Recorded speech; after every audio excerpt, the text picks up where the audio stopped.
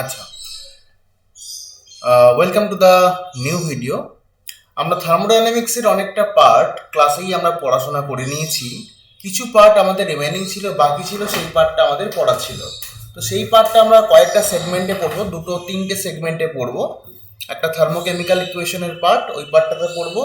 তারপর আমরা এন্ট্রপিস ওই পার্টটা পড়বো, হেসেস ল পড়বো। তিনটে পার্টে পড়বো, মানে এন্ট্রপিস, মানে second law of thermodynamics, third law of thermodynamics, এটা একটা পার্ট। আর আজকে আমরা পড়ছি থার্মোকেমিক্যাল ইকুয়েশন, এটা একটা part.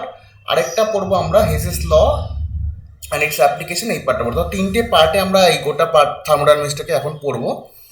R first law of thermodynamics and heat capacity অব্দি আমরা অলরেডি ক্লাসে স্টাডি করে নিয়েছি। তো সেই পার্টটা এই মুহূর্তে ভিডিও বানাচ্ছি না। তো রিমেনিং যে পার্টটা ক্লাসে আমাদের ডিউ ছিল, আমরা সেই পার্টটার উপর একটা ভিডিও বানাচ্ছি।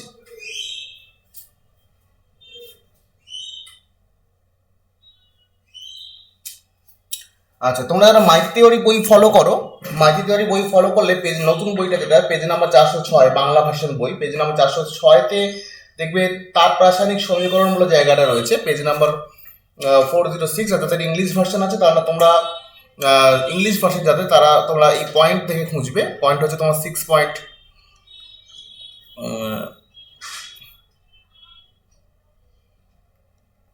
পয়েন্ট হচ্ছে তোমার 6.1.11.2, 6.11.2, এই প্যারাটার আন্ডারে দেখবে, এখান থেকে দেখবে তোমরা, ঠিক আছে? তো যাই হোক, আমি গোটা বিষয়টাকে ইংরেজিতে লিখলেও বাংলাতেও ডিসক্রাইব করছি, ভালো করে বলছি, তোমরা মনোযোগ সহকারে শুনবে এবং বুঝবে।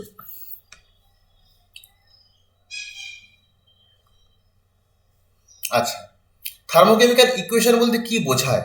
তাপ রাসায়নিক সমীকরণ, বাংলায় বলে তাপ রাসায়নিক সমীকরণ, বাংলাটাও বলছি, নোট করবে। থার্মোকেমিক্যাল ইকুয়েশন, তাপ রাসায়নিক সমীকরণ মানে হচ্ছে এমন একটা chemical reaction, balanced chemical reaction, ভালো করে শুনবে, এমন একটা ব্যালেন্সড কেমিক্যাল রিয়াকশন যার মধ্যে বিক্রিয়ক এবং বিক্রিয়াজাত পদার্থ প্রত্যেকের ভৌত অবস্থাকে লেখা রয়েছে, ব্র্যাকেটে মেনশন করা রয়েছে, এবং ওই বিক্রিয়া চলাকালীন কতটা হিট অ্যাবজর্ব হয়েছে বা কতটা হিট বেরিয়েছে বা ইভলভ হয়েছে সেই বিষয়টাকে মেনশন করা থাকে। আমি ইংরেজিতে বলছি একটা balanced chemical equation where physical state of reactant and product is mentioned along with the amount of heat produced or consumed in the reaction। অর্থাৎ এমন একটা রিয়াকশন যেখানে রিয়াক্ট্যান্ট অ্যান্ড প্রোডাক্টের প্রত্যেকের ফিজিক্যাল স্টেট, মানে সে লিকুইড নাকি সলিড নাকি gas, সেটাও মেনশন করা থাকবে, রিয়াকশনটা ব্যালেন্স করা থাকবে, এবং ওই রিয়াকশনটা হওয়ার সময় কতটা হিট সিস্টেমটা ছেড়েছে বা কতটা হিট গ্রহণ হয়েছে সেটা তোমাকে দেখতে হবে। সেটা যদি মেনশন করা থাকে তেমন কোনো ইকুয়েশনকে আমরা বলে থাকি থার্মোকেমিক্যাল ইকুয়েশন। যেমন দেখো, দুটো ইকুয়েশনের এক্সাম্পল আমার দেওয়া রয়েছে এখানে। রিয়াক্ট্যান্টগুলোর ফিজিক্যাল স্টেট থেকে জি স্ট্যান্ডস ফর গ্যাস, ও টু স্ট্যান্ডস ফর, মানে জি স্ট্যান্ডস ফর গ্যাস, অর্থাৎ ফিজিক্যাল স্টেটটাকে মেনশন করা আছে, এবং প্রোডাক্টের ক্ষেত্রেও ফিজিক্যাল স্টেটটা মেনশন করা আছে, এবং ইকুয়েশনে দেখো ব্যালেন্স করা আছে। সেকেন্ডলি দেখো, যেটা দেখো যে এখানে কতটা হিট অ্যাবজর্ব, প্লাস সাইন মানে হিট অ্যাবজর্ব হয়েছে, মাইনাস সাইন মানে হিট রিজেক্টেড হয়েছে। তো প্লাস সাইন দেওয়া রয়েছে এখানে, তার মানে এইখানে এই বিক্রিয়াটা হওয়ার সময় এতটা 180.5 কিলোজুল হিট অ্যাবজর্ব করেছে সিস্টেম। নেক্সট আরেকটা রিয়াকশন দেওয়া রয়েছে 2H2 প্লাস O2 গ্যাস, দেখতেই পাচ্ছ একটা ব্যালেন্সড ইকুয়েশন, এবং অ্যাজ ব্যালেন্স ইকুয়েশন যেমন তেমন দেখো প্রত্যেকটার ফিজিক্যাল স্টেট ব্র্যাকেটে মেনশন করা আছে। এল স্ট্যান্ডস ফর লিকুইড স্টেট, মানে তরল দশায় রয়েছে, আর জি স্ট্যান্ডস ফর গ্যাস, আর এখানে এস যদি লেখা থাকে তাহলে সলিড হতো। এই বিক্রিয়াটা তাহলে কি বললাম, একটা ব্যালেন্সড থার্মোকেমিক্যাল ইকুয়েশন, এবং এই বিক্রিয়াটা হওয়ার সময় দেখো 571.6 কিলোজুল হিট রিজেক্ট হয়েছে, মাইনাস সাইন মানে হিট সিস্টেম ছেড়েছে, অর্থাৎ এটা একটা এক্সোথার্মিক বিক্রিয়া। সুতরাং এই দুটো রিয়াকশনকে আমরা থার্মোকেমিক্যাল ইকুয়েশন বলতে পারি, because in these reactions what we have seen that the reaction is already balanced, physical state of the reactant and product is mentioned, and also the amount of heat ejected or absorbed during the course of the reaction is also mentioned. So we can term this reaction as thermochemical equations. Going to the next part, how to write thermochemical equation। এই তাপ রাসায়নিক সমীকরণগুলো লিখবো কি করে, তার কিছু নিয়ম আছে। তাপ রাসায়নিক সমীকরণগুলো লেখার কিছু নিয়ম আছে। প্রথম রিয়াকশন হচ্ছে, প্রথম পয়েন্ট যেটা, সেটা বলছে ইউজ এস ফর সলিড। যে ফিজিক্যাল স্টেটটা মেনশন করতে বলেছি, অর্থাৎ যেটা সলিড, হ্যাঁ, কঠিন পদার্থ যেগুলো, তার ব্র্যাকেটে এস, তাকে সেটাকে বোঝানোর জন্য ব্র্যাকেটে আমরা ছোট করে এস লিখবো। যেগুলো তরল বা লিকুইড সেগুলো এল লিখে বোঝাবো, যেগুলো গ্যাস সেগুলো জি লিখে বোঝাবো। লেখা আছে থাকে use S for solid, L for liquid, G for gas, সেটা gas, G A S, gas to indicate physical state of the reactant and product. Reactant and প্রোডাক্টের ভৌত অবস্থা বোঝানোর জন্য আমরা এগুলো মেনশন করব। সেকেন্ডলি, যদি কোনো বিক্রিয়া অ্যাকোয়াস মিডিয়ামে হয়, মানে জলীয় মাধ্যমে, ধরো কোনো একটা বিক্রিয়া এমন হচ্ছে এইচ প্লাস আয়ন তৈরি হয়েছে জলীয় মাধ্যমে, তাহলে এইচ প্লাস আয়নটা কিন্তু জলে দ্রবীভূত অবস্থায় থাকবে, তাই না? কোনো বিক্রিয়ার ক্ষেত্রে মনে করো প্রোডাক্টে এইচ প্লাস তৈরি হচ্ছে এবং সিএল মাইনাস তৈরি হচ্ছে, এবং জলীয় মাধ্যমে, জলে যখন এইচসিএল কে দিয়েছে, জলে যখন এইচসিএল কে ফেলেছো তখন এই ঘটনাটা ঘটবে। তাহলে এই যে আয়নগুলো জলে দ্রবীভূত হচ্ছে, তো এটাকে বোঝানোর জন্য আমরা ব্র্যাকেটে একিউ লিখবো। একিউ মানে দে আর সলভেটেড ইন ওয়াটার, অর্থাৎ জলের মধ্যে দ্রবীভূত হয়েছে। তাই বলে থাকে ইউজ একিউ, এটা লেখা আছে একিউ। একিউ মানে হচ্ছে অ্যাকুয়াস, অ্যাকুয়াস মানে জলীয়। Use AQ in case of reactants আর or products that are soluble in H2, অর্থাৎ যে রিয়াক্ট্যান্ট বা প্রোডাক্টগুলো জলে দ্রবীভূত হয়ে যায় তাদের ক্ষেত্রে ব্র্যাকেটে একিউ কথাটা লিখতে হবে। থার্ড কি বলছে, indicate the amount of heat evolved or consume. হ্যাঁ, অবশ্যই ডেফিনেশনে তাই বলা আছে, এমন একটা রিয়াকশন যেখানে হিট কতটা গ্রহিত হয়েছে বা বর্জ্য সেটা মেনশন করতে হবে।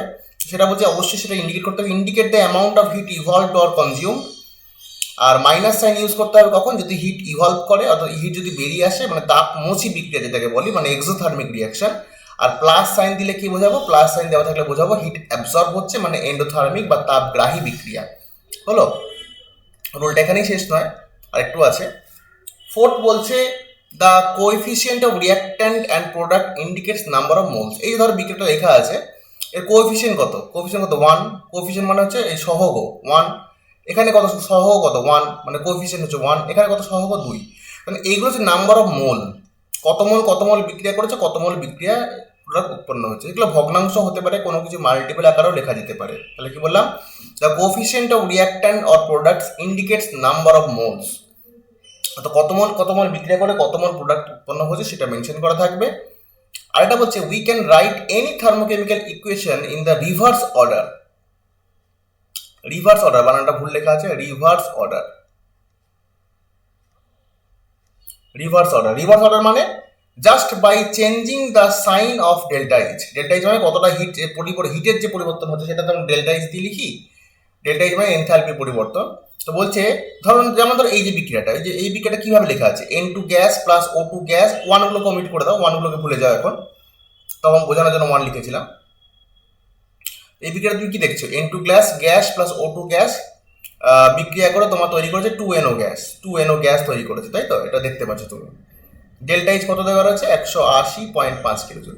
এবং এই বিক্রিয়াটা আমি যদি চাই উল্টো দিক থেকেও লিখতে পারি, দেখো উল্টো দিক থেকে লিখেছি, উল্টো দিতে মানে এটা ঘুরিয়ে দিয়েছে, এটাকে এদিকে দিয়েছে আর এগুলোকে এই দুটোকে তুলে এই পারে দিয়ে দিয়েছে। এটা করা যাবে কখন, সেই ক্ষেত্রে দেখো ডেল্টা এইচ এর ভ্যালুটা নেগেটিভ হয়ে যাবে। অর্থাৎ কোনো রিয়াকশন তুমি যদি ঘোরাতে চাও, অর্থাৎ রিয়াক্ট্যান্ট গুলো যেগুলো রেখেছিলে তুমি, রিয়াক্ট্যান্ট মানে বিক্রিয়ক, এদেরকে তুমি যদি প্রোডাক্ট হিসাবে দেখতে চাও আর প্রোডাক্টটাকে যদি তুমি রিয়াক্ট্যান্ট হিসাবে দেখতে চাও তবে তুমি পারবে, কিন্তু সেক্ষেত্রে তোমার কি করতে হবে, সেক্ষেত্রে তোমার ডেল্টা এইচ এর যে চিহ্নটা আগে ছিল সেই চিহ্নটাকে পরিবর্তন করতে হবে, প্লাস থাকলে মাইনাস, মাইনাস থাকলে প্লাস করে দিতে হবে। তাহলে এটা হচ্ছে তোমার থার্মোকেমিক্যাল ইকুয়েশন লেখার রুলস। পেজ নাম্বার 407-এ মাইক থিওরির বাংলা ভার্সন বইতে একটা অঙ্ক দেওয়া রয়েছে, সেই অঙ্কটা তোমরা দেখতে পারো, অথবা তোমরা দেখবে যেটা 6.11.2 এর আন্ডারে যে প্রথম নিউমেরিক্যাল যেটা দেওয়া রয়েছে সেরকম একটা অঙ্ক। তো অঙ্কটা আমি লিখে দিয়েছি, বাংলাতে ওখানে লেখা আছে, দেখতে পাবে।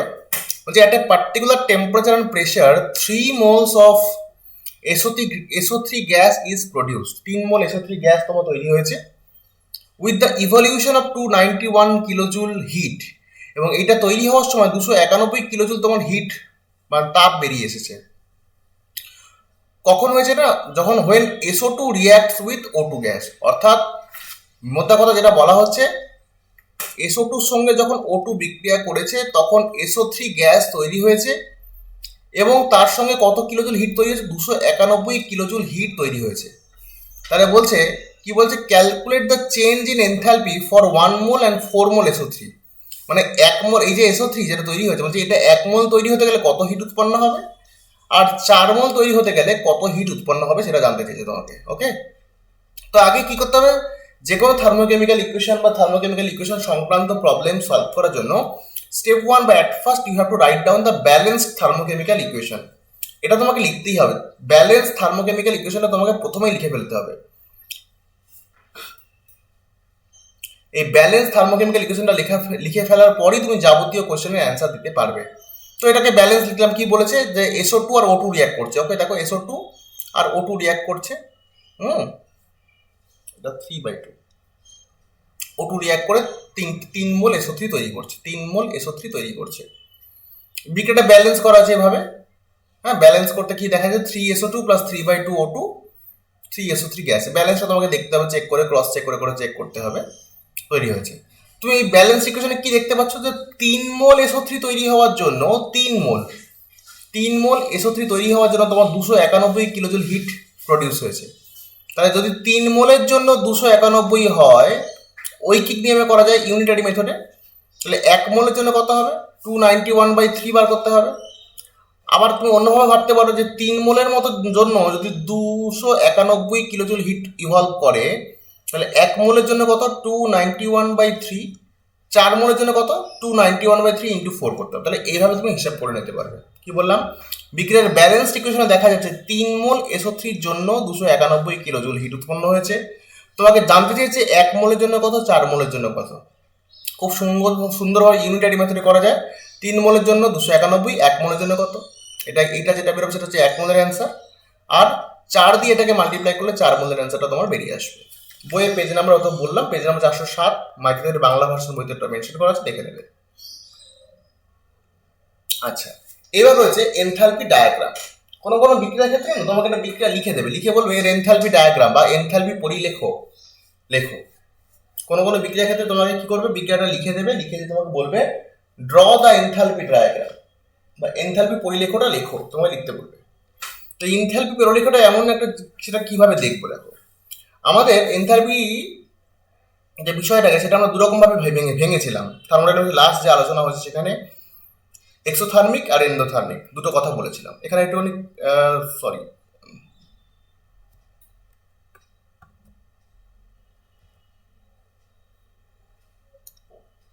এক্ষেত্রে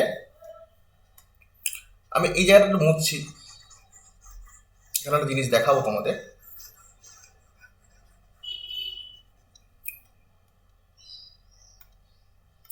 আচ্ছা, ধরো কোনো একটা বিক্রিয়া হচ্ছে, A+B থেকে C+D হচ্ছে। ওকে, তাহলে এনথালপির পরিবর্তন বলতে কি বোঝো তোমরা? এনথালপি পরিবর্তন ডেল্টা এইচ। এনথালপি পরিবর্তন মানে কি, এগুলো রিয়াক্ট্যান্ট ছিল, এদের নিজস্ব একটা প্রত্যেকের নিজস্ব এনথালপি ছিল, বিক্রিয়া তাপ ছিল। মনে করছি এর এনথালপি HA, মনে করছি এর এনথালপি ছিল HB, আর এর এনথালপি ছিল মনে করছি HC, এর এনথালপি ছিল মনে করি HT।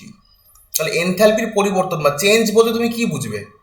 প্রোডাক্ট মাইনাস রিয়াক্ট্যান্ট মানে HC, মানে সি এর এনথালপি প্লাস ডি এর এনথালপি থেকে বাদ দিতে হবে এর এনথালপি প্লাস বি এর এনথালপি। এটাকে আমরা কি বলি, মানে বিক্রিয়ক প্রোডাক্টগুলোর এনথালপি পরিবর্তন। ভালো করে টার্মটা বোঝো, কিন্তু একটা রিয়াকশন A+B থেকে C+D হয়েছে, সেই বিক্রিয়ার ক্ষেত্রে এনথালপির চেঞ্জ ইন এনথালপি জানতে। চেঞ্জ বলতে কি বোঝায়, আগে কত ছিল আর এখন কত ছিল, এর মধ্যে পার্থক্যটা। এখন বলতে প্রোডাক্ট, আগে বলতে রিয়াক্ট্যান্ট। রিয়াক্ট্যান্ট এবং প্রোডাক্টের মধ্যে এনথালপির যে পরিবর্তন হচ্ছে সেটা তুমি দেখতে চাইছো অ্যাকচুয়ালি। তাহলে রিয়াক্ট্যান্টের আর প্রোডাক্টের মধ্যে এনথালপি ডিফারেন্সটা তুমি দেখবে কি করে, যতগুলো প্রোডাক্ট হয়েছে তাদের এনথালপিগুলো যোগ করে নাও, আর যতগুলো রিয়াক্ট্যান্ট হয়েছে ছিল তাদের এনথালপিগুলো যোগ করে নাও। যোগ করে বিয়োগ করলে তো পেয়ে যাবে কতটা পার্থক্য হয়েছে, তাই না? তাহলে এনথালপি অফ প্রোডাক্ট মানে কি, যতগুলো প্রোডাক্ট তাদের এনথালপির যোগফল, এটা হচ্ছে enthalpy of product.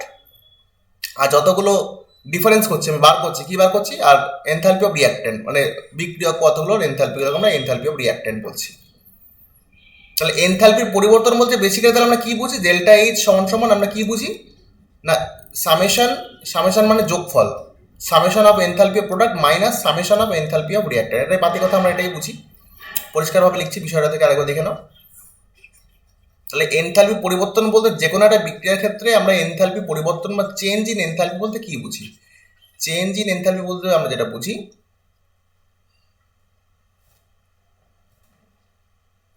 Change in enthalpy বলতে যেটা আমরা বুঝি যে delta H or change in enthalpy is equal to summation of enthalpies of product, summation মানে যোগফল, minus summation of enthalpies of reactant, অর্থাৎ বিক্রিয়ক এবং বিক্রিয়াজাত পদার্থের এনথ্যালপির পরিবর্তন।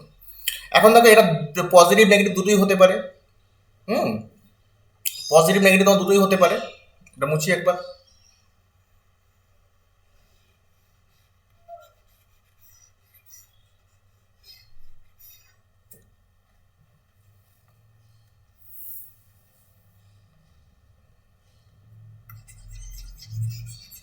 একটু দেখে নাও, একটু ক্লিয়ার করছি জায়গাটাকে।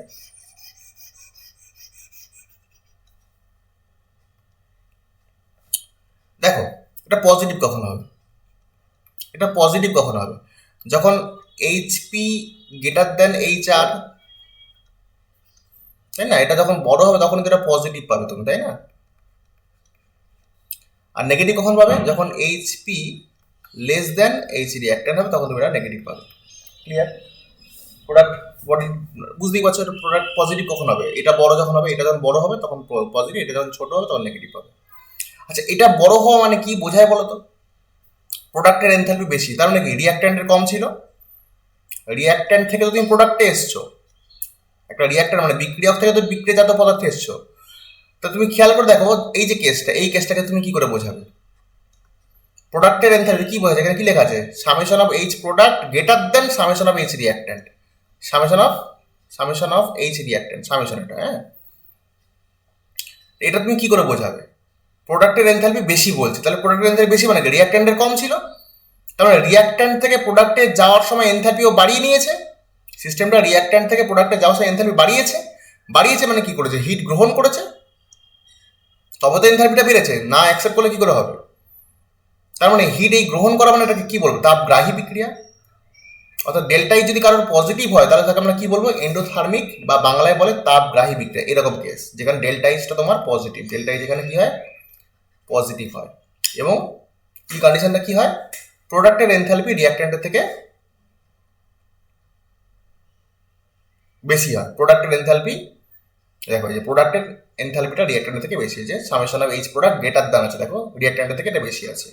পরিষ্কার? আচ্ছা, আর যদি উল্টোটা হতো, নেগেটিভ কখন আসবে? নেগেটিভ কখন আসবে? যখন এই প্রোডাক্টের এনথালপিটা রিঅ্যাক্ট্যান্টের থেকে কম হবে, মানে এই টার্মটা যখন ছোট হবে তখন তো তোমার নেগেটিভ আসবে। তাহলে প্রোডাক্টের কম রিঅ্যাক্ট্যান্টের বেশি, ভালো করে বোঝো বিষয়টা, প্রোডাক্টের কম রিঅ্যাক্ট্যান্টের বেশি।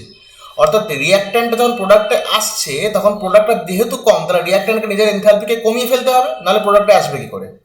একটা রিঅ্যাক্ট্যান্ট যখন প্রোডাক্টে আসছে, কি দেখছো তুমি? প্রোডাক্টের এনথালপিটা কম হতে হবে, অর্থাৎ রিঅ্যাক্ট্যান্টে বেশি ছিল, প্রোডাক্টে কম আছে। তাহলে যখন এখান থেকে এখানে আসবে তাহলে অতিরিক্ত যে তাপ এর মধ্যে ছিল সেটাকে সে ছেড়ে দিতে বাধ্য হবে, তখন এটাকে আমরা কি বলবো? তাপমোচী। অর্থাৎ যেখানে রিঅ্যাক্ট্যান্টের এনথালপি বেশি, প্রোডাক্টের কম, এই দেখো লেখা আছে রিঅ্যাক্ট্যান্টের বেশি আছে, প্রোডাক্টের কম, সেক্ষেত্রে আমার এনথালপিটা নেগেটিভ আসে, অর্থাৎ সেটা তাপমোচী। অর্থাৎ এক্সোথার্মিক বিক্রিয়ার ক্ষেত্রে কন্ডিশন কি? এক্সোথার্মিক বিক্রিয়ার ক্ষেত্রে কি হবে? প্রোডাক্টের এনথালপির থেকে রিঅ্যাক্ট্যান্টের এনথালপি বেশি হবে। দেখো রিঅ্যাক্ট্যান্টের বেশি, প্রোডাক্টের কম। এবার তাকে আমরা গ্রাফে ড্র করবো কি করে? গ্রাফটা হচ্ছে এনথালপির একটা গ্রাফ, এনথালপির গ্রাফ, যেখানে উপর নিচ থেকে উপর দিকে গেলে এনথালপিটা ক্রমশ বেড়ে যাচ্ছে, উপর দিকে গেলে মানে এনথালপি বেড়ে যাচ্ছে। অর্থাৎ এই গ্রাফে লোয়ার পজিশনে কাকে রাখতে হবে?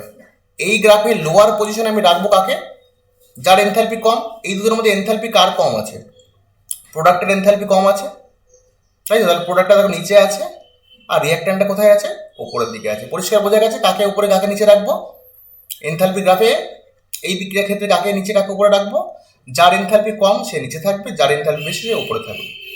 বিক্রিয়াটা কোন দিক থেকে কোন দিকে হয়? নিশ্চয়ই রিঅ্যাক্ট্যান্টের দিক থেকে প্রোডাক্টের দিকে হয়, তাহলে রিঅ্যাক্ট্যান্ট ওপরে, প্রোডাক্ট নিচে, তাহলে অ্যারোটা কোন দিকে থাকবে? এদিকে। এটা বোঝাচ্ছে রিঅ্যাক্ট্যান্ট থেকে প্রোডাক্ট যাচ্ছে। তাহলে এটা হলো এক্সোথার্মিক বিক্রিয়ার তাপ লেখ বা গ্রাফ ডায়াগ্রাম। এবার চলে আসছে এন্ডোথার্মিকের ক্ষেত্রে। এন্ডোথার্মিকের ক্ষেত্রে কেমন হবে বিষয়টা? এন্ডোথার্মিক রিঅ্যাক্টর কার এনার্জি কম? দেখো রিঅ্যাক্ট্যান্টের কম, প্রোডাক্টের বেশি আছে, সেই জন্য দেখো প্রোডাক্টটা ওপরে আছে, রিঅ্যাক্ট্যান্টটা নিচে আছে। আর বিক্রিয়াটা কোন দিক থেকে কোন দিকে হয়? রিঅ্যাক্ট্যান্টের দিক থেকে প্রোডাক্টের দিকে হয় বিক্রিয়াটা, তাহলে আমাকে অ্যারোটা এদিক থেকে এদিকে দিতে হবে। পরিষ্কার বোঝা গেছে? এই গেল তোমার তাপ লেখ। বিক্রিয়া দিয়েছি, দিয়ে বলছে এই জায়গাটা বিক্রিয়া দেওয়া আছে, দিয়ে বলছে এই বিক্রিয়াটার ক্ষেত্রে এনথালপি ডায়াগ্রাম আমাকে ড্র করতে হবে। এই বিক্রিয়াটা আমরা এনথালপি ডায়াগ্রাম ড্র করবো। তুমি ওসব দেখে লাভ নেই, তুমি দেখো ডেল্টা ইজ পজিটিভ না নেগেটিভ। দেখতেই হচ্ছে ডেল্টা ইজ নেগেটিভ। নেগেটিভ মানে কি? এক্সোথার্মিক। এক্সোথার্মিক মানে কি হবে? এক্সোথার্মিক মানে তাপ বেরিয়েছে। তাপ কখন বেরোবে? অর্থাৎ রিয়াক্ট্যান্টের তাপ বেশি আছে, প্রোডাক্টের কম আছে। রিয়াক্ট্যান্ট যখন প্রোডাক্টে এসছে, অতিরিক্ত তাপটা সে ছেড়ে দিয়েছে। তা রিয়াক্ট্যান্টটা হাই এনার্জি, প্রোডাক্টটা কম। তাহলে দেখো রিয়াক্ট্যান্ট প্রোডাক্টটা নিচের দিকে থাকবে, প্রোডাক্ট নিচে আছে, রিয়াক্ট্যান্ট উপরে আছে।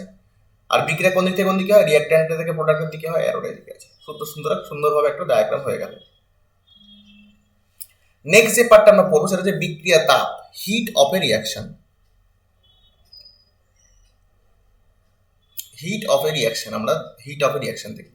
ওকে, হিট অফ রিয়াকশন মানে হচ্ছে কোনো বিক্রিয়া, এই যে ব্যালেন্স থার্মোকেমিক্যাল ইকুয়েশন যেটা তুমি দেখলে, এই একটা ব্যালেন্স থার্মোকেমিক্যাল ইকুয়েশনে তুমি দেখেছিলে যে হিট আইদার ইভলভ হয় অথবা হিট অ্যাবজর্ব হয়। এই তো, এই হিট ইভলভ হওয়া মানে বেরিয়ে আসা বা হিট অ্যাবজর্ব হওয়া দুটো কন্ডিশনে ঘটতে পারে। কি কন্ডিশন? একটা হচ্ছে কনস্ট্যান্ট ভলিউম, অর্থাৎ হিট গ্রহণ বা বর্জনের সময় গোটা সিস্টেমটার ভলিউম কনস্ট্যান্ট ছিল। আরেকটা হতে পারে কনস্ট্যান্ট প্রেসারে, অর্থাৎ গোটা প্রসেসটা ঘটার সময় সিস্টেমটার প্রেসারটা ফিক্স ছিল, প্রেসার বাড়েনি কমেনি। তা ধরছি আমি এরকম একটা বিক্রিয়া নিয়েছি, A B B C C D D, মানে এটা হচ্ছে এ মোল, এগুলো হচ্ছে B mole B, C mole C উৎপন্ন হচ্ছে, ডি মোল ডি উৎপন্ন হচ্ছে। তাহলে কনস্ট্যান্ট ভলিউমের কেসটা কি বলতো? কনস্ট্যান্ট ভলিউম মানে সিস্টেমটা ধরো এরকম টাইপের একটা সিস্টেম ছিল, এখানে পিস্টন লাগানো রয়েছে, পিস্টন। কনস্ট্যান্ট ভলিউম মানে তুমি পিস্টনটাকে উপরে উঠতে দিচ্ছ না, নিচে নামতে দিচ্ছ না, কিছু করতে দিচ্ছ না, পিস্টনটাকে এক জায়গায় ধরে রেখেছো। তার মানে কি সিস্টেমটা থেকে তুমি যে হিটটা দিচ্ছ সেই হিটটা দিয়ে সিস্টেমগুলো কাজ করতে পারছে না। এই ধরনের সিস্টেম কাজ কিভাবে করে? এই ধরনের সিস্টেমগুলো কাজ কি করে পিস্টনটাকে ওপরের দিকে ঠেলে দিয়ে বা নিচে থেকে নামিয়ে। কি বললাম? থার্মোডাইনামিক এই সিস্টেমগুলো কাজ কিভাবে করে? নিজের ভলিউম এক্সপান্ড করে বা ভলিউম রিডিউস করে। যেহেতু তুমি ভলিউমটাকে ফিক্স করে দিয়েছো, তাহলে সিস্টেমটাকে তুমি বেসিক্যালি কাজ করতে দিচ্ছ না। এই অবস্থা তুমি যদি সিস্টেমকে হিট দাও, সেই হিটটাকে কি করবে? সিস্টেমের ইন্টারনাল এনার্জিকে বাড়িয়ে দেবে। তাপ গতিবিদ্যার প্রথম সূত্র থেকে তুমি দেখেছো। তাহলে কি বললাম?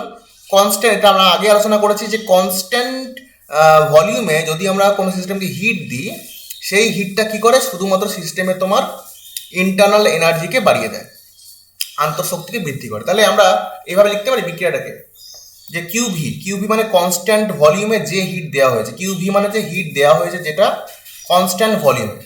কনস্ট্যান্ট ভলিউমে যে হিট দেবো সেটা অ্যাকচুয়ালি কার সঙ্গে সমান?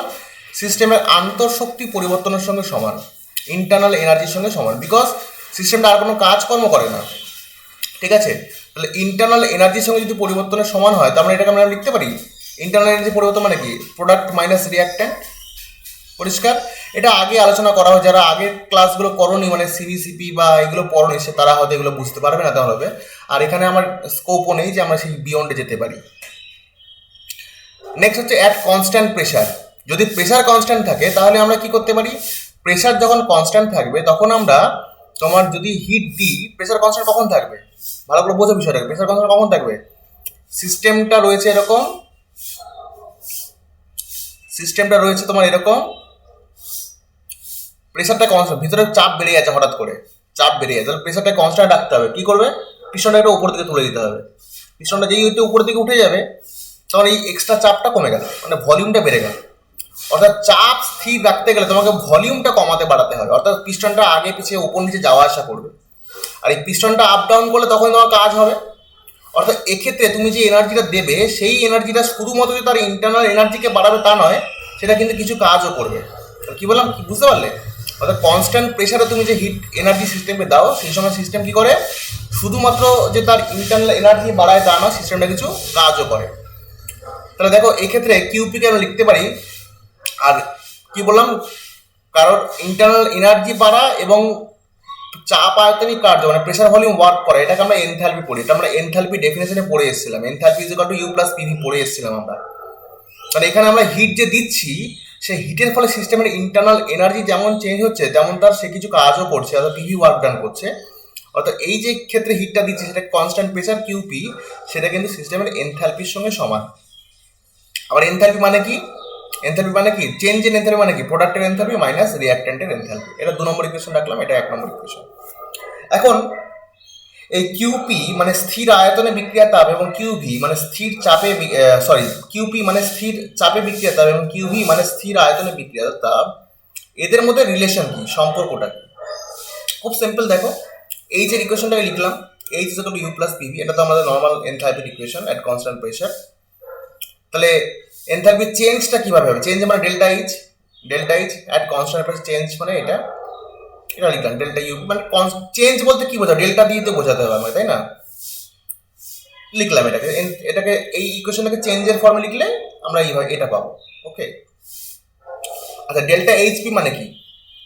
কিউপি লিখলাম, তাহলে delta H QP equal to delta H delta U, 3 number equation দিলাম। মানে এটাকেই মডিফাই করে লিখলাম বাবা, আর কিছু লিখিনি। ডেল পিভি মানে পি ডেল ভি, ওকে। এগুলো আগে আলোচনা করা হয়েছে, তাই আমি এগুলো ডিটেলে বলছি না। 3 নম্বর ইকুয়েশন মাইনাস তুমি 1 নম্বর করে দাও, 3 মাইনাস 1 করলে কি পাবে দেখো। 3 মাইনাস 1 করলে তুমি কি পাচ্ছ? QP minus QV del U minus এটা পাচ্ছ। এখন এই যে কোনো বিক্রিয়ার ক্ষেত্রে স্থির চাপে হোক বা স্থির আয়তনে হোক, এদের ডিফারেন্সটা না খুব নগণ্য, খুব নেগলিজেবল, খুব ছোট। যদি খুব ডিফারেন্সটা খুব ছোট হয় তাহলে এটাকে আমরা ওমিট করতে পারি, এই ডিফারেন্সটাকে জিরো মানে ওমিট করে দিতে পারি। তাহলে QP minus QV equal to কি পড়ে থাকছে? পিডিভি। তাহলে QP minus QV equal to PDV. আর কিউপি মানে কি? ডেল্টা এইচ স্থির আয়তনে বিক্রিয়া তাপ, আর কিউভি মানে ডেল্টা ইউ। তাহলে ডেল্টা এইচ মানে delta U equal to PDV, এটা আমরা লিখতে পারি। আলটিমেটলি এটা আমরা ইকুয়েশনটা এলাম, এটা হচ্ছে মেইন ইকুয়েশন এলাম। এখন সলিডের ক্ষেত্রে এই পিডিভি ব্যাপার, সলিড এবং লিকুইডের ক্ষেত্রে এই পিডিভি ব্যাপারটা থাকে না। কেন থাকে না? সলিড এবং লিকুইডের ভলিউম যে চেঞ্জ হয় সেটা খুব নেগলিজেবল, এদের ভলিউম চেঞ্জ বোঝা যায় না। তাহলে পিডিভি টার্মটা ওদের ক্ষেত্রে ইনসিগনিফিকেন্ট। কি বললাম? পিডিভি টার্মটা ওদের ক্ষেত্রে তোমার ইনসিগনিফিকেন্ট, দরকার নেই। লেখা দেখো, for solid and liquid reactant delta V is very small, so QP minus কিউভিকে আমরা জিরো ধরছি, মানে QP is equal to QV. তাহলে কিউপি আর কিউভি কখন সমান হবে, এটা কোশ্চেন হতে পারে। স্থির আয়তনে বিক্রিয়া এবং স্থির চাপের বিক্রিয়া কখন সমান হবে? যখন সলিড বা লিকুইড হবে। ওকে, কিন্তু গ্যাসিয়াস সিস্টেমের ক্ষেত্রে আমরা এটাকে নেগলিজেবল ধরবো। তো গ্যাসে তো সাফিসিয়েন্ট ভলিউম থাকে, তখন কিন্তু এটা একটা ভ্যালু আমাকে ক্যালকুলেট করতে হবে। তো কি করে ক্যালকুলেট করবো দেখো, PDV is calculated as follows. আমি ধরছি বিক্রিয়া মানে রিঅ্যাক্ট্যান্টের ক্ষেত্রে রিঅ্যাক্ট্যান্টও গ্যাস আর প্রোডাক্টটাও গ্যাস। তাহলে রিঅ্যাক্ট্যান্টের ক্ষেত্রে এই ইকুয়েশনে প্রযোজ্য, প্রোডাক্টের ক্ষেত্রে এই ইকুয়েশনটা প্রযোজ্য। রিঅ্যাক্ট্যান্টের ভলিউম ছিল V1 এবং মোল ছিল N1 মোল ছিল, তাহলে PV1 is equal to N1 RT।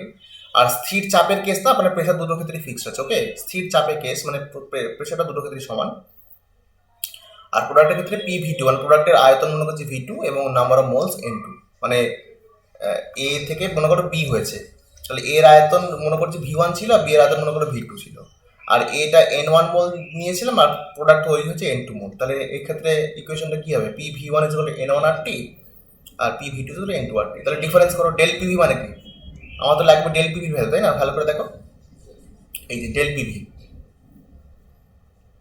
PDV মানে তো ডেল পিভি, তাই না? পিডিভি মানে তো ডেল পিভি। তাহলে ডেল পিভি মানে হচ্ছে পিডিভি, তাই তো? পিডিভি মানে ডিভি মানে কি? V2 মাইনাস V1, তাহলে P V2 মাইনাস V1। তাহলে V2 মাইনাস V1 মানে কি হবে তোমার? দেখো এদিকে তাকাও, প্রেশার যদি কমন মানে এই যে PV2 মাইনাস PV1, তাই না? প্রেশারটা কমন নিয়েছে, অ্যাকচুয়ালি এটা কি করে পেলাম দেখো, PV2 minus PV1 is equal to N2 RT minus N1 RT, difference করেছি। তাহলে এখান থেকে প্রেশারটা কমন নাও, তাহলে এটা আসবে। তাহলে এখান থেকে RT কমন নাও, তাহলে N2 মাইনাস N1 আসবে। তাহলে এই V2 মাইনাস V1কে আমরা কি লিখতে পারি? PDV লিখতে পারি। তাহলে নেক্সট লাইনে এটাকে লিখতে পারি এরকম, PDV is equal to del N RT। এটাকে ডেল এন লিখছি। তাহলে পিডিভির একটা মান পেলাম, কি পেলাম? Del N RT। তাহলে ওই যে 1 নম্বর ইকুয়েশন ছিল কিউপি মাইনাস কিউভি, মানে 3 নম্বর ইকুয়েশন যেটা পেলাম ডেল এন RT, এটা পেয়েছিলাম না? এই ইকুয়েশনটা পেয়েছিলাম না? ডেল এন RT বসিত, মানে এই যে পিডিভি পেয়েছিলাম, মনে করে দেখো এই ইকুয়েশনটা দেখো, দেখে নাও, এই যে পেয়েছিলাম না কিউপি মাইনাস কিউভি পিডিভি। তাহলে পিডিভির মান তো পেয়ে গেলাম ডেল এন RT, তাহলে সেটাকে আমরা ওখানে বসিয়ে দিলাম। তাহলে আলটিমেট যে কাজের ইকুয়েশন যেটা পেলাম সেটা হচ্ছে এইটা, কাজের ইকুয়েশন হচ্ছে এইটা পেলাম, QP is equal to QV plus del N RT, delta is equal del U plus del N RT। এটা হচ্ছে ডেল্টা এইচ এবং ডেল ইউ এর মধ্যে সম্পর্ক। তোমাকে পরীক্ষায় প্রশ্ন কি করে, বেশ কিছু ইকুয়েশন দেবে, ইকুয়েশন দিয়ে তোমাকে জিজ্ঞেস করবে এদের ডেল্টা এইচ এবং ডেল ইউ এর মধ্যে সম্পর্ক কি, বা কিউপি এবং কিউ এর মধ্যে সম্পর্ক কি। একটা ইকুয়েশন দেখে নিলে বুঝতে পারো তোমরা বিষয়টাকে, খুব সহজ। ধরো আচ্ছা ডেল্টা এনটা কি? ডেল্টা এনটা হচ্ছে তোমার প্রোডাক্ট এবং রিঅ্যাক্ট্যান্টের মধ্যে ডিফারেন্স, প্রোডাক্ট এবং রিঅ্যাক্ট্যান্টের মধ্যে নাম্বার অফ মোলের ডিফারেন্স। ডেল্টা এন জিরো হতে পারে, জিরো হলে কি হবে? Delta H equal delta U হবে। লেস দেন জিরো হতে পারে, তাহলে এই কন্ডিশন হবে, আর গ্রেটার দেন জিরো হতে পারে, তাহলে এটা হবে। এটা তোমরা মিলিয়ে দেখে নিতে পারো, ওরকম বলার দরকার নেই। ধরো এটা ইকুয়েশন তোমাকে দেওয়া আছে, বলছে এর মধ্যে ডেল্টা এইচ এবং ডেল ইউ মধ্যে সম্পর্ক। আর ডেল্টা এইচ আর ডেল ইউ এর সম্পর্ক মানে তোমার কি লাগবে? ডেল্টা এইচ এবং ডেল ইউ এর মধ্যে সম্পর্ক মানে তোমার এরকম পিকচার লাগবে, delta is del U del N R T, এরকম একটা ইকুয়েশন লাগবে। তো ডেল্টা ইজ এবং ডেল ইউ এর মধ্যে সম্পর্কটা যদি ডেল এরটা এন এর ভ্যালুটা বের করে নিতে পারি তাহলে চলে আসবে। তাহলে ডেল্টা এন বের করতে হবে। ডেল্টা এন মানে কি? ডেল্টা এন মানে প্রোডাক্টের মোল মাইনাস রিঅ্যাক্ট্যান্টের মোল। আচ্ছা সলিড এবং লিকুইড যদি হয় তাহলে কিন্তু সেখানে কিন্তু জিরো ধরতে হবে। সলিড এবং লিকুইড হলে তাদের মোল সংখ্যাকে জিরো ধরতে হবে, কেমন? তাহলে প্রোডাক্টের মোল কত হয়? কত মোল? এই যে 1 মোল পিসিএল3 প্লাস 1 মোল সিএল2, তাহলে মোট মোল কত? 1 আর 1 2 মোল। দেখো তাই করেছি, 1 আর 2 মোল। সেখান থেকে বাদ দেবো কাকে? প্রোডাক্টগুলোকে আগে যোগ করে, প্রোডাক্টের মোট মোলগুলোকে যোগ করো, যোগ করে বাদ দেবে সেখান থেকে রিঅ্যাক্ট্যান্টের মোল। রিঅ্যাক্ট্যান্ট কত মোল আছে? পিসিএল5 1 মোলই আছে, তাহলে পড়ে থাকলে কত? 1। তাহলে ডেল্টা এন এর ভ্যালু কত বেরোলো? 1। তাহলে এই যে ইকুয়েশন ছিল delta H equal del U plus del N R T, এই ইকুয়েশন ডেল্টা এন এর ভ্যালুটা 1 বসিয়ে দাও। তাহলে 1 বসে কি পাবে? Delta H equal del U plus del R T. কারণ ডেল্টা এইচটা কি করে পাওয়া যায়? ডেল্টা ইউ এর সঙ্গে আর টি যোগ করলে তবে ডেল্টা এইচ পাওয়া যায়, কারণ ডেল্টা এইচটা ডেল্টা ইউ এর থেকে নিশ্চয়ই বড়, তাই না? এরকম একটা আরেকটা ইকুয়েশন দেওয়া রয়েছে, ধরো এরকম একটা ইকুয়েশন দেওয়া, দেখো ভালো করে খেয়াল করো, লিকুইড লেখা রয়েছে, লিকুইড। তাহলে প্রোডাক্টের মোল মাইনাস রিঅ্যাক্ট্যান্টের মোল। তাহলে প্রোডাক্টের মোলে এল যেহেতু লিকুইড, তাহলে এটাকে ধরবো না, দেখো জিরো নিয়েছি, দেখেছো? জিরো নিয়েছি। লিকুইড বা সলিড হলে জিরো নিতে হবে, সে প্রোডাক্টে হোক আর রিঅ্যাক্ট্যান্টে হোক। তাহলে জিরো মাইনাস প্রোডাক্টের মোল মাইনাস রিঅ্যাক্ট্যান্টের মোল। রিঅ্যাক্ট্যান্ট কোনটা? হাইড্রোজেন কত মোল? 1 মোল আছে। এটা কত মোল আছে? হাফ মোল, 1/2 আছে। দেখো 1 + 1/2 যোগ করেছি, মানে প্রোডাক্টগুলো যতগুলো থাকবে তাদের সবার মোলগুলোকে যোগ করবে, বিয়োগ করবে, সেখান থেকে বিয়োগ করবে কোনটা? রিঅ্যাক্ট্যান্টগুলো যতগুলো মোল আছে সেগুলোকে বিয়োগ করবে। 1 আছে আর হাফ আছে, 1 আর হাফ বিয়োগ করলে কত এলাম? তোমার এখানে আসছে -3/2 আসছে। তাহলে এই ইকুয়েশনে বসিয়ে দিলাম delta is del U plus del N R T ইকুয়েশনে, এখানে ডেল্টা এন এর ভ্যালু কি বসালাম? -3/2 বসিয়ে দিলাম, দেখো -3/2 আর টি। পরিষ্কার? তাহলে এরকম তোমাকে কিছু প্রশ্ন করতে পারে পরীক্ষার প্রশ্ন। তো যাই হোক, এই সেকশনের ভিডিওটা আমি এখানেই এন্ড করছি। তোমাদের ডাউট থাকলে আমাকে জানাবে, ঠিক আছে? এরপরে যে ভিডিওটা করবো সেটা হচ্ছে আমরা হেসেস ল এর উপরে করবো। তারপরে যেটা করবো সেটা হচ্ছে আমাদের থার্মোডাইনামিক্সের সেকেন্ড ল, থার্ড ল করে আমরা এই পার্টটা শেষ করবো, কেমন? চলো।